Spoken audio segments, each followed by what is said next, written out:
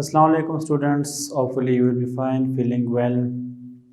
Physics second year chapter number 4 के numerical problems कुछ numerical problems हम last lecture में कर चुके थे. जो remaining numerical problems है उसको हम इस lecture में cover करेंगे.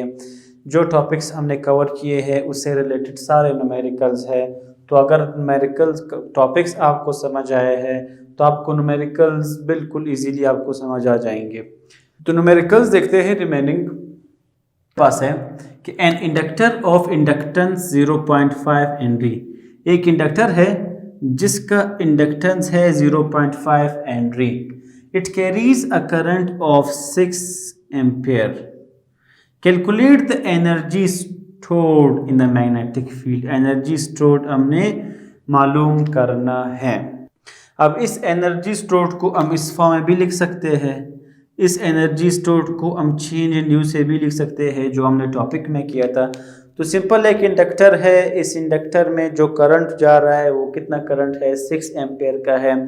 इस इंडक्टर की जो इंडक्टेंस है वो है 0.5 हेनरी. तो सिंपल एक लाइन का आंसर है. एनर्जी स्टोर्ड हमने ऑलरेडी किया था कि जो एनर्जी इसमें स्टोर होती है वो है half LI². Half as it is L की जगह 0.5, I की जगह 6. तो इन तीनों को मल्टीप्लाई करेंगे 6 जॉल हमारे पास आंसर होगा. एक ही लाइन का है. क्वेश्चन नंबर 2 है the frequency of a coil of an AC generator. एक ऐसी जनरेटर है जिसकी फ्रीक्वेंसी है इज 60 हर्ट्ज.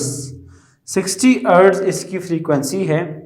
Has 150 turns. जो कॉइल है AC जनरेटर में उसके जो नंबर ऑफ टन्स है वो है हमारे पास 150. If it's area is 150 centimetre square. अगर उस कॉइल का जो एरिया है वो 150 सेंटीमीटर स्क्वायर हो. सेंटी जब भी आता है उसको हम ख़त्म करते हैं 100 से डिवाइड करके. तो तब उसका आंसर ये होगा 0.015 metre square. And its induces maximum EMF of 250 volt. यही कॉइल EMF इंड्यूस करता है मैक्सिमम EMF 250 वोल्ट का EMF during its rotation in a uniform magnetic field. Calculate the magnitude of such magnetic field. Means भी मालूम करना है. Magnetic field का magnitude means उसकी वैल्यू हमने मालूम करनी है. तो इस क्वेश्चन का मतलब यह है कि एक कॉइल है जनरेटर में जिसको हम आर्मेचर कहते थे. उसकी फ्रीक्वेंसी है 60 हर्ट्ज. इस कॉइल पे जो नंबर ऑफ टर्न्स है वो है 150. इस कॉइल का जो एरिया है वो है 150 सेंटीमीटर स्क्वायर. सेंटी को जब ख़त्म करते हैं तो 100 से डिवाइड करते हैं 0.015 मीटर स्क्वायर. इसका आंसर होगा. जब ये कॉइल रोटेट करेगा तो EMF इंड्यूस्ड होगा. कितना EMF इंड्यूस्ड होगा 250 वोल्ट का EMF इंड्यूस्ड होगा. तो तब जब 250 वोल्ट EMF इंड्यूस्ड हो तब मैग्नीट्यूड क्या होगा मैग्नेटिक फील्ड का. तो सिंपल जनरेटर का जिक्र किया है तो जनरेटर में हम ऑलरेडी फार्मूला प्रूफ कर चुके हैं कि यहाँ पर EMF हमारे पास क्या था NAB ओमेगा के इक्वल था. अब हमें चाहिए B फील्ड हमने मालूम करना है मैग्नेटिक फील्ड. तो NA ओमेगा मल्टीप्लाई हो रहे हैं इस तरफ आकर E से डिवाइड हो जाएंगे. अब EMF हमें दिया है 250. N नंबर ऑफ टर्न्स हमें दी है 150. एरिया हमें दिया गया है 0.015.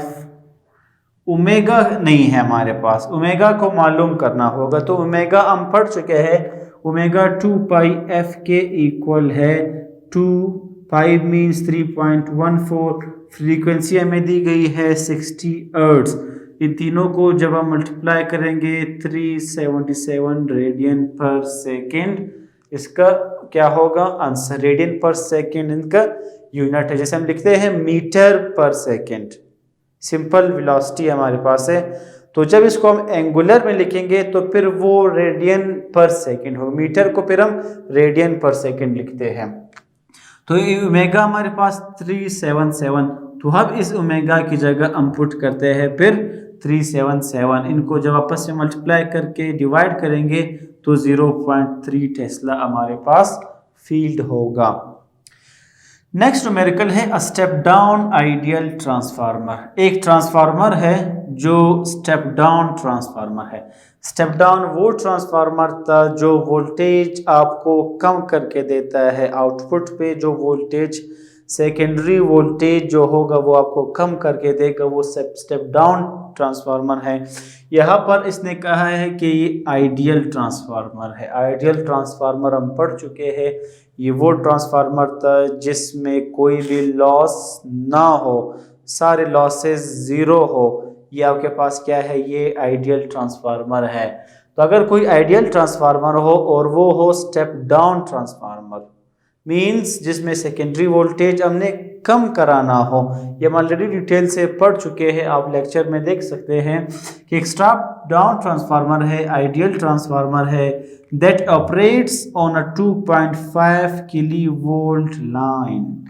कि ये कब ऑपरेट करता है ये ट्रांसफार्मर, जब जिस लाइन में जो वोल्टेज जा रहा है वो कितना वोल्टेज है, 2.5 किलो वोल्ट का एक लाइन जा रहा है जिसमें वोल्टेज 2.5 किलो वोल्ट है एंड सप्लाइड अ लोड, और इससे हम एक लोड सप्लाई करते हैं विद 80 एम्पियर। कितने करंट का, 80 एम्पियर का। Ratio of primary winding means primary coil पे जो वाइंडिंग हुई है और जो सेकेंडरी वाइंडिंग जो सेकेंडरी कॉइल पे वाइंडिंग हुई है, इसकी रेशियो है 2:1। 2:1 की मतलब है कि प्राइमरी वाइंडिंग की जो नंबर ऑफ टर्न्स है वो 20 है, सेकेंडरी वाइंडिंग की जो नंबर ऑफ टर्न्स है वो आपके हमारे पास क्या है, वो 1 है। तो एक आइडियल ट्रांसफार्मर है, स्टेप डाउन ट्रांसफार्मर है जो ऑपरेट कर रहा है 2.5 किलो वोल्ट पर, जिससे हम सप्लाई करते हैं किसी लोड को सप्लाई करते हैं 80 एम्पियर के करंट से। तब जो प्राइमरी कॉइल पे जो वाइंडिंग हुई है उसके नंबर ऑफ टर्न्स 20 है, सेकेंडरी कॉइल पे जो नंबर ऑफ टर्न्स है वो हमारे पास क्या है, वो 1 है। अब क्या मालूम करना है वो देखते हैं। पहला है डिटरमाइन सेकेंडरी वोल्टेज, दूसरा है डिटरमाइन प्राइमरी करंट, तीसरा है आउटपुट करंट। तो इसको देखकर हम पहले डेटा बनाते हैं कि जो हमारे पास जिस वोल्टेज पे ये ऑपरेट कर रहा है वो 2.5 किलो वोल्ट है। वो हमें दिया गया है कि जो प्राइमरी वोल्टेज जिस पे ये ऑपरेट कर रहा है वो 2.5 किलो वोल्ट है and supplied a load with 80 ampere. 80 ampere इसका जो करंट है, हमने IS लिखा है, मींस सेकेंडरी करंट, क्योंकि हम पढ़ चुके हैं सेकेंडरी कॉइल वो कॉइल है जिसके साथ हम लोड कनेक्ट करते हैं। तो ये जो एम्पियर है ये लोड पर है, मींस सेकेंडरी साइड पर है, तो सेकेंडरी पे जो करंट है वो 80 एम्पियर है।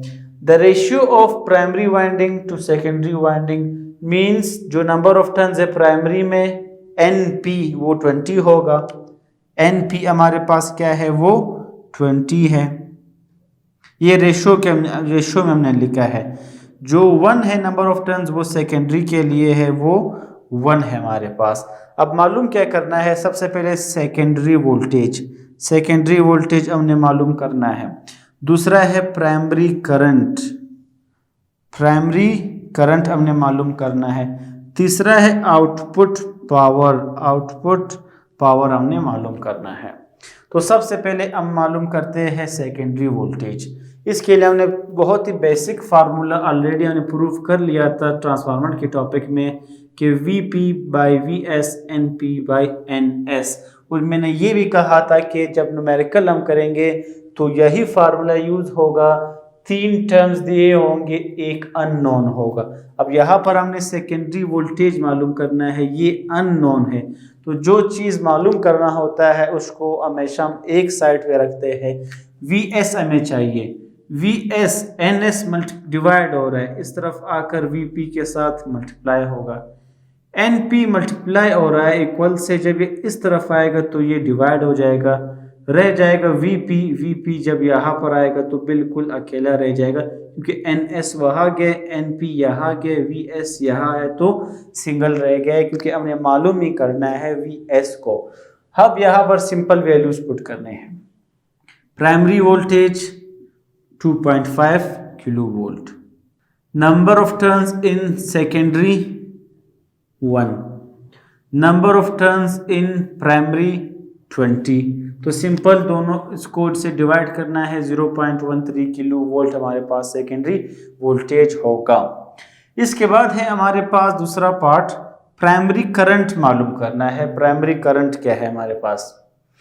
प्राइमरी करंट के लिए अब देखो करंट यूज हुआ है, इसके लिए भी हमने इक्वेशन ऑलरेडी मालूम किया था, और मैंने ये भी कहा था कि इसमें भी एक अननोन हो सकता है, बाकी की वैल्यूज दी गई होगी। अब यहाँ पर प्राइमरी करंट मालूम करना है, मींस आईपी मालूम करना है। तो सिंपल वीपी मल्टीप्लाई हो रहा है, इस तरफ आकर डिवाइड हो जाएगा, आईपी सिंगल रह जाएगा, क्योंकि ये अननोन है, इसे हमें मालूम करना है।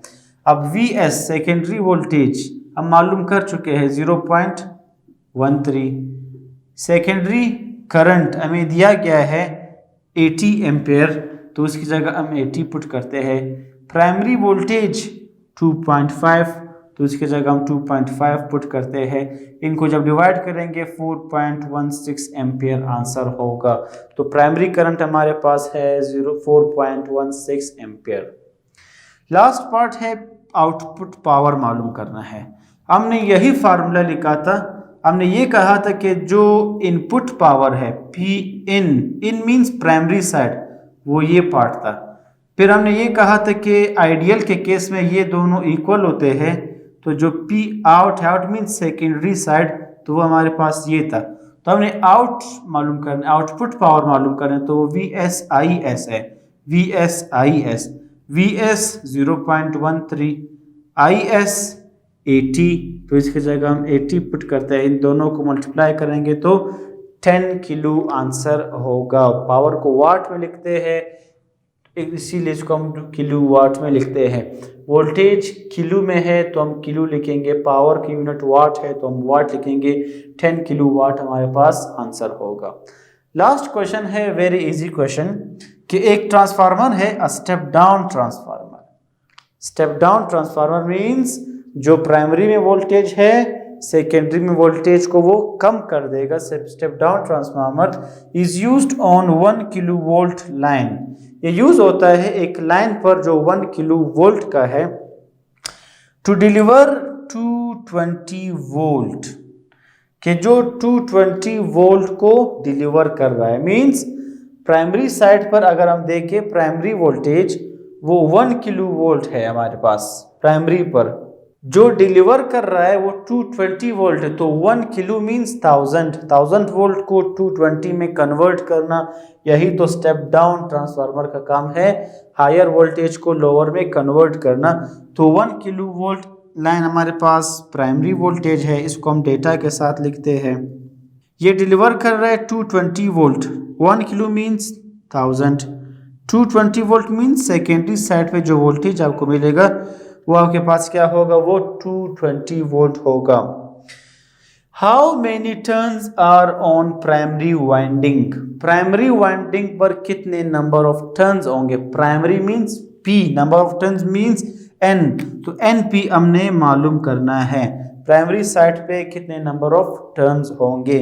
इफ सेकेंडरी एज 50 टर्न्स, क्या अगर सेकेंडरी साइड पर जो नंबर ऑफ टर्न्स है वो 50 हो, तो ये सिंपल फार्मूला है, हम ऑलरेडी कर चुके हैं, VP by VS, NP by NS। हमने क्या मालूम करना है?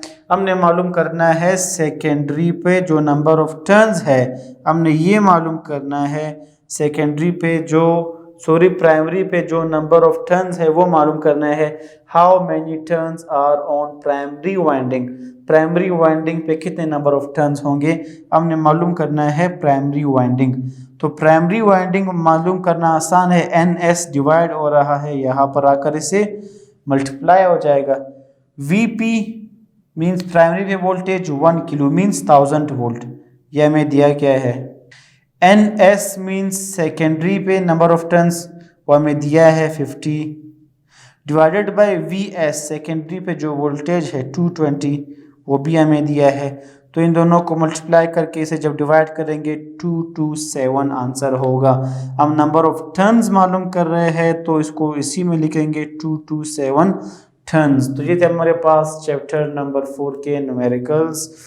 जो बेहतर लगा, जो इजी लगा, जो इजीएस्ट वे था उसी हिसाब से हो चुके हैं। इंशाल्लाह ये आपको काफ़ी समझ आ गए होंगे। उम्मीद रखता हूँ कि आपके लिए बहुत हेल्पफुल, बहुत इजी हो बन जाएगा, क्योंकि ये सेकेंड ईयर फिज़िक्स काफ़ी कॉम्प्लिकेटेड है, लेंथी है, मुश्किल है इनको समझना, इनके कंसेप्ट्स को क्लियर करना।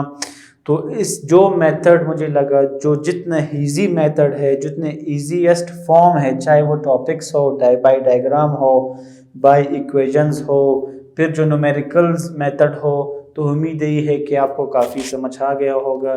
सो best of luck for this chapter number 4। Thank you. अल्लाह हाफिज़।